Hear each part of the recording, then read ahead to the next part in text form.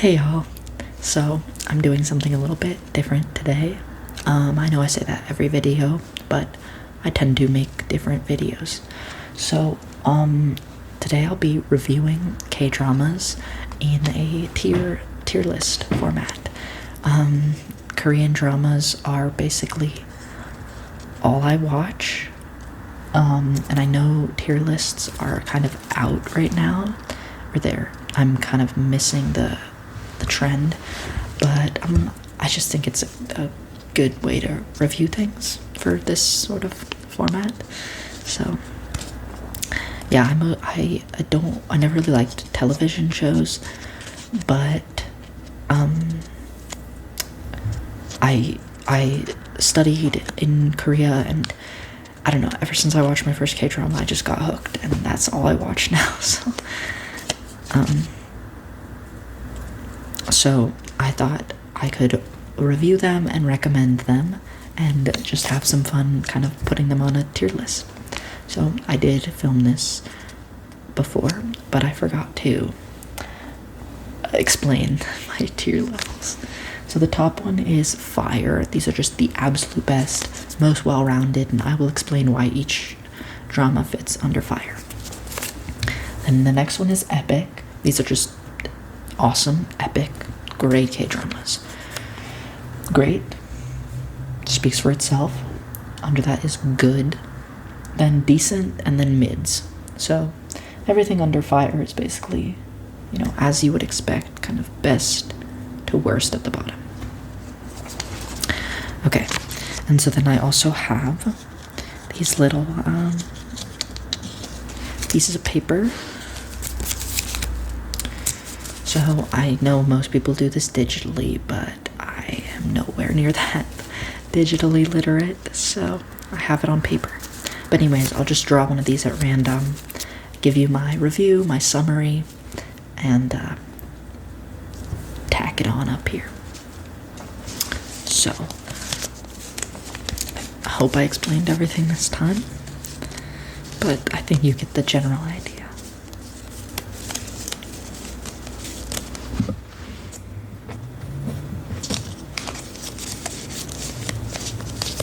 Okay, so these are shuffled.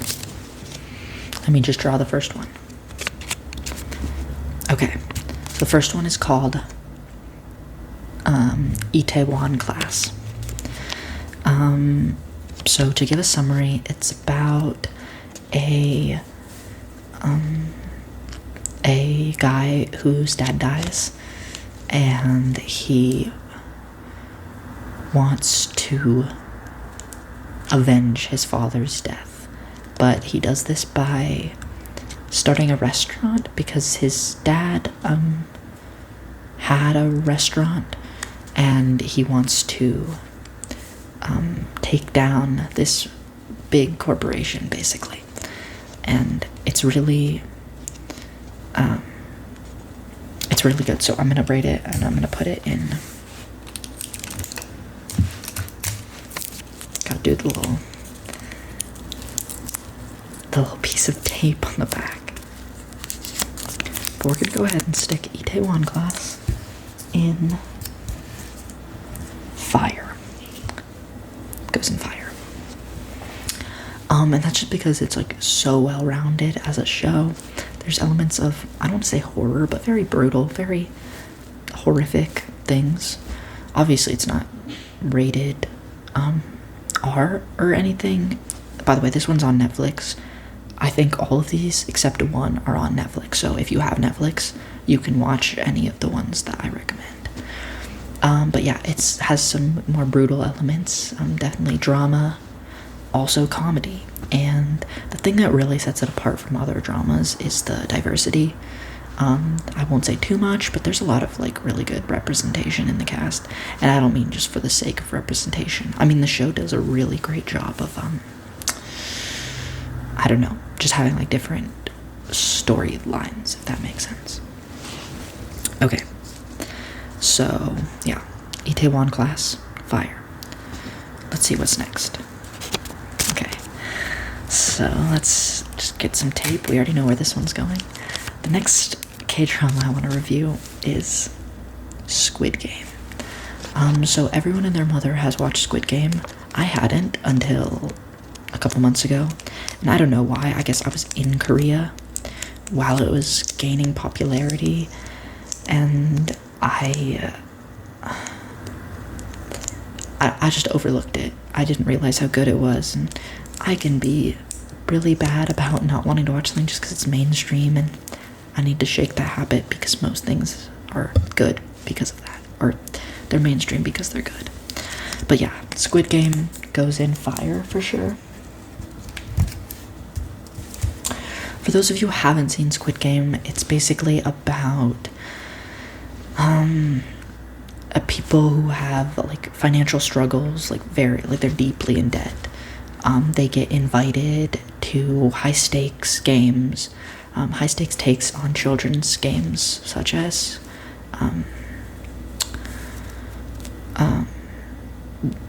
like playground games.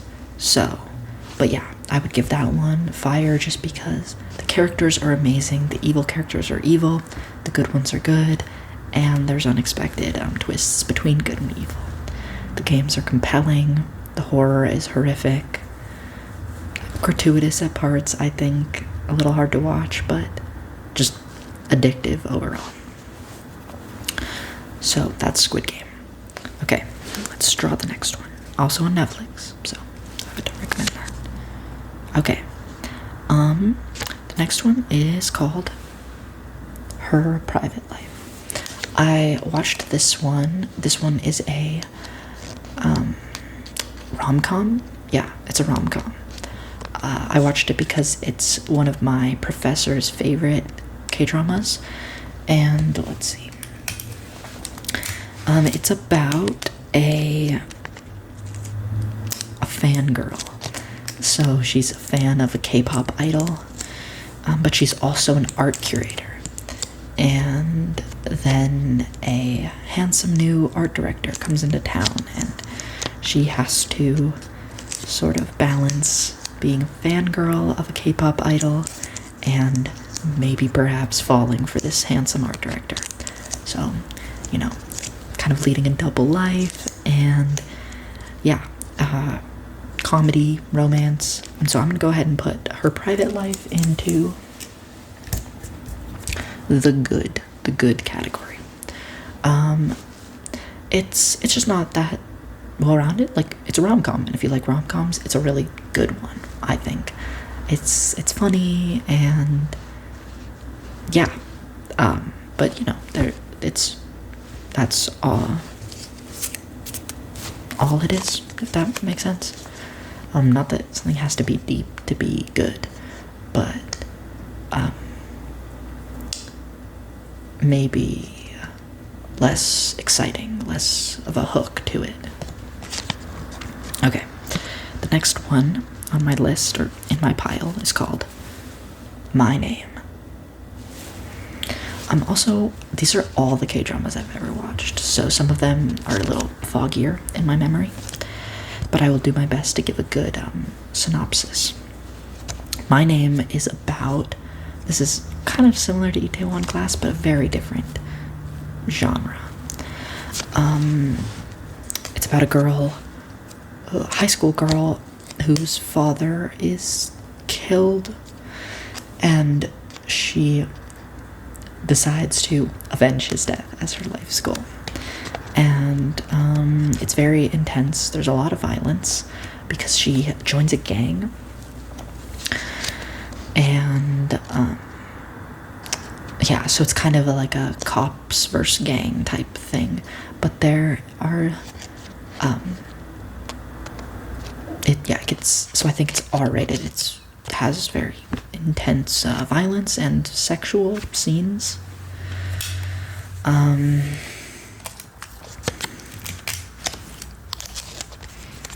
so this one is gonna go into the epic tier. Just because, yeah, it's a really great show overall. I just can't put it in fire because maybe it lacks that heartwarming feeling that makes you really flutter. I guess Squid Game doesn't really have that either. But Squid Game stands alone. Especially if you've seen it, I think you would know how well done that show is. But yeah, My Name is up there. Put it in epic. Okay, the next show on my list is called Mother. This is the only one on my list that's not on Netflix. It's on something called Viki, which is a site for watching like East Asian dramas. Actually, no, there are 2 on my list on Viki, but most of them are on Netflix. Okay, so Mother is a fantastic show about a child who is severely abused by her mother and or by her parents, I guess, and the lengths that her school teacher goes to protect this child. I can't really say much more because the whole show is really about that, but it's super heartwarming. There are moments where you will cry. You really feel for the characters, and it's so character driven that I find that that's what makes K-dramas. K-dramas, these well-developed characters. So, Mother, and I'm going to put that one also in epic. Very heartwarming, high tension, high drama, very scary scenes and high stakes with great results. So, and the only reason it's not in Fire is because the ending came a little fast. Just kind of like pacing. But I just have to reserve Fire for the absolute best of the best. So what is next? Okay. Next one I pulled is called Hellbound. Now, Hellbound is a drama. This one's on Netflix as well. And this one's more horror based. So it basically covers, the concept is that there are these prophecies that people get that tell you when you're going to go to hell, and when it is time for that prophecy, these like demons, I don't know, they look like Thanos or like Hulk, like these big guys like come and like beat you up in a horrific way. So this one's also quite brutal. But yes, so that's Hellbound. Oh, and the whole premise of the show is that because of this fear, this just comes out of nowhere. People get really shocked. And the really interesting thing they do with this show is sort of like cult-like religious groups form to try to explain this unexplained phenomenon. And so there's like, kind of like cult followers, but it's super interesting. And I would put Hellbound in, gotta get my tape going here. Put Hellbound in great. It's great because of all the elements I said. There is supposed to be a season 2. It's set up for a season 2, but we don't know when that's gonna be. And so I can't really rate it that highly because it's left so open-ended. If they never made a season 2, I couldn't say that it was good just because like it's so open-ended still, if that makes sense. Okay, next one on my list is Extraordinary Attorney Woo. This one just came out recently, and it is also set up for a season 2, so it's not completed. With that being said, I still do have to put it in Fire. So, and I'm gonna explain what it's about and why. So, Extraordinary Attorney Woo is Fire. So this show is about an attorney, an autistic attorney who she's super into whale facts, but it's not, and she's the main character, which I just find I don't really see that. The show obviously addresses her autism, but it's more about the cases she deals with. She's an attorney, obviously, and every episode, or almost every episode, has a different, really interesting case that comes to her, like, law firm. And so the story kind of follows her life and the surrounding character's life, but it's more like it's driven through these like cases. And so some of them are really interesting, and I don't know, you never really expect what's going to happen. It's heartwarming, it gets scary at times, unpredictable. I do have to put it in fire because it's very well made. So that one's on Netflix, and I would really recommend it due to the intriguing stories, the representation. Okay, let me see. What is next? Okay, the next piece of paper I pulled is Love Alarm. Love Alarm is, I watched this a really long time ago, but basically the premise is that there's an app that it dings when I forget if it's someone near you loves you. And so it's a really interesting concept, and it leads to the world totally changing. So like at marriages, they like get out their app and it's like, yay, we ding each other's alarm. Or like whole businesses centered around it. So it really changes what the world is like. Then it follows the story of a girl and, I don't know, 2 competing love interest guys. And so obviously you can kind of see where I'm going with this. This one's going to go into decent.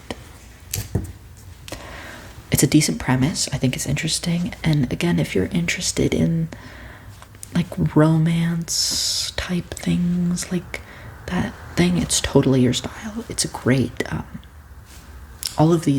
every single one of these has a great production value. I will put that. And that's part of what I love about K-dramas. But, Love Alarm just didn't do it for me because of the sort of bland love story on such a great concept. Okay, so next on my paper is one called Oh My Ghost. This one I also haven't seen in a really long time, but it's about a sort of pathetic chef who really can't speak up for herself. You know, she's on the verge of losing her job. She just doesn't stand up for herself at all, or ask for what she needs. Well, enter a very extroverted ghost with no filter who possesses her. And the story follows a romance as well as a sort of murder mystery to try to solve this ghost's death. So I do recall really finding this intriguing just because it wasn't just romance. I don't think romance was even the center of it. Maybe it would be called a romance, and it's feel good, but it has those elements of murder mystery. There's a shaman. There's really interesting characters. So we're gonna put Oh My Ghost as great.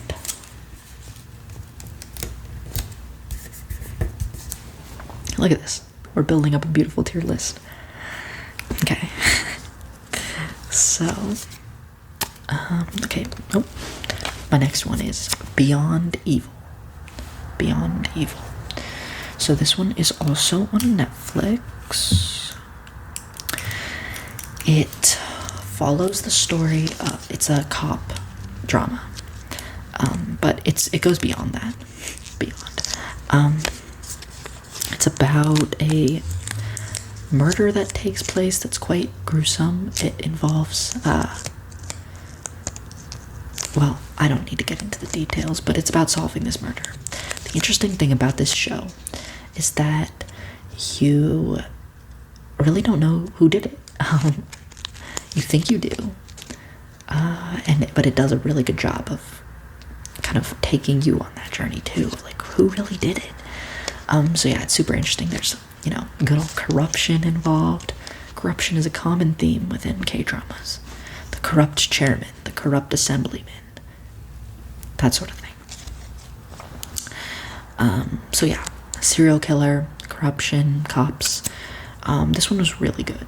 My partner thought I should put it in fire, but I will put it in epic. But yes, it's a really, really good show. Very compelling, and if you can handle serial killer, then that's totally your vibe. Okay. Next on the list is It's Okay Not to Be Okay. Now this one I've seen twice. Some of these I've seen a couple times. This one's really good. Most of these are really good. I don't know. I'm just gonna say that. It's about a writer with antisocial personality disorder and a psychiatric nurse who meet, and the nurse's autistic brother. And it sort of involves solving a murder. There's elements of romance, elements of mental health. That's one of the things I really love about this show. It takes place sort of partly in a psychiatric hospital, and you get to meet a lot of the characters who have different like mental illnesses, and them sort of going through their journeys on healing, on top of the main characters also going through their own mental health journeys. So yeah, this one's really good, and I'm gonna go ahead and put it in great.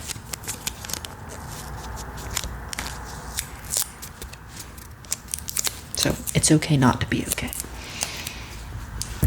goes in great. And yeah, no, I think it's great. Also, really good soundtrack.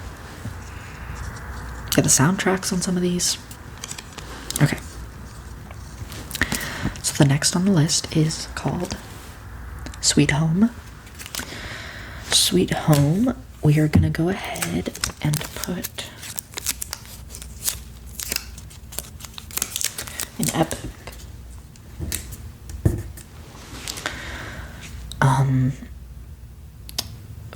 So it's a post-apocalyptic, it's an apocalyptic story. This guy is super depressed. He moves into a new apartment building, and as soon as he gets there, weird things start happening. There's monsters, there's scary monsters, so there's sort of elements of horror, zombie, apocalyptic, action, adventure. There's a whole like squad of apocalypse characters, if you're kind of familiar with like the tropes. But yeah, there's not really that much romance, but there's kind of like coupling up that happens. But yeah, action, adventure, horror, fighting. It's a really great show. Some of the monsters are kind of like goofy looking because they're like they're not CGI, or at least like some elements are kind of like built like old horror movies, and so you have to look past that a little bit, but otherwise it's amazing. Okay, next on the list is Sky Castle. All right, this is cream of the crop. I have seen this twice, actually only twice, but we're gonna go ahead and put it right into fire. So Sky Castle is going in fire. This one is about rich families and their children, and they are trying to get it's a very classic like ensemble drama. They're trying to get their children into the top universities in Korea, and it's about the lengths that they will go to actually get their kids in. So the competition, crazy. There is murder. There's it's good. So Sky Castle goes in fire. Okay, next on the list is called Cafe Minamdong. Okay, now this one is Cafe Minamdong is going into epic.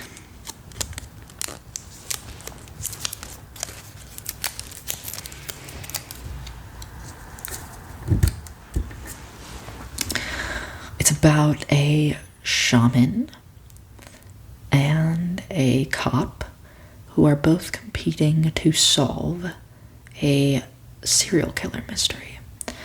It presents at first very goofy, and I had to sort of get past this because there's a lot of like, I don't know, maybe not like physical humor, but like it's very goofy and like silly, and there's like chasing scenes. But then it gets really, I don't want to say dark, but like then it starts dealing with the heavier elements alongside the comedy, and I think they walk a really good balance with like hilarious moments following really like scary scenes.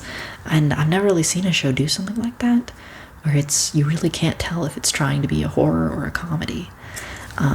It doesn't really fall to either side. So Cafe Minamdong, really recommend. Also has a fire soundtrack.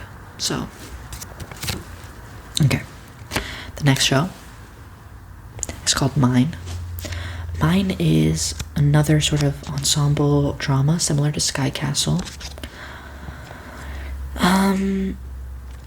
It's about a rich family that lives in a mansion who has a lot of secrets from each other. And most K-dramas have this sort of like in media res, like this starts with a murder. And we're trying to figure out how this happened. So yeah, murder, rich people, would recommend. Mine. And also very character driven with really good characters. And I would put Mine in Epic. Okay, we're running out of space in the Epic category. But there are three more K-dramas I gotta review. Okay, next is Kingdom. So I'm gonna put Kingdom in great. So Kingdom is great. So it is a historic zombie drama.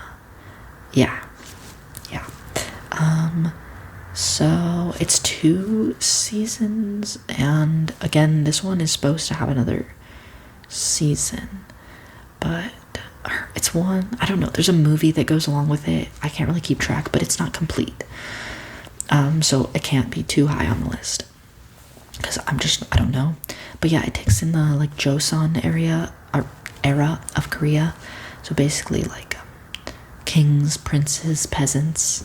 And I don't know, I've never really watched a lot of historical dramas, but this one's really good because there's zombies. It's just like epic fighting, corruption, backstabbing, apocalypse, that sort of thing. So yeah, that's Kingdom.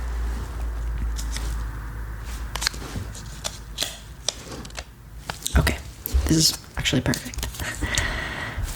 What I have left. Okay, so second to last is called, you can't even read that, Extracurricular. It's called Extracurricular. This one is about, well, first off, I need to say I'm putting it in decent. Extracurricular goes in decent because it's about a child pimp.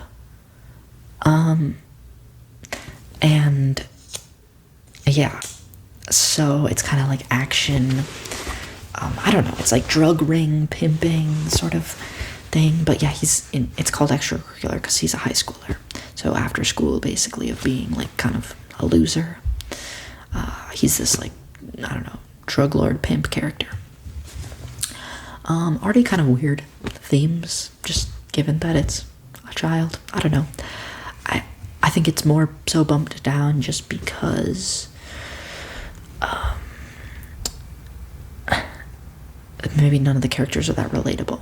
I think some of them are just like too far gone to relate to. I don't know if that makes sense.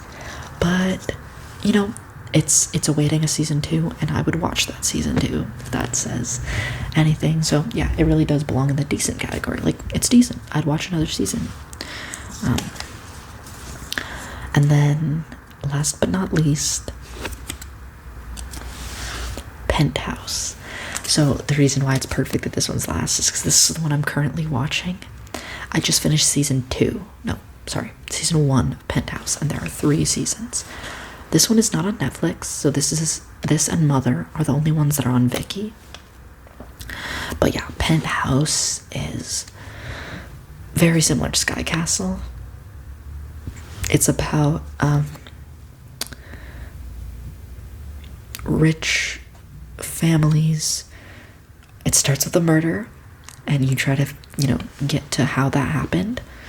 Rich families who will do anything for power, fame, money, and their children's success. And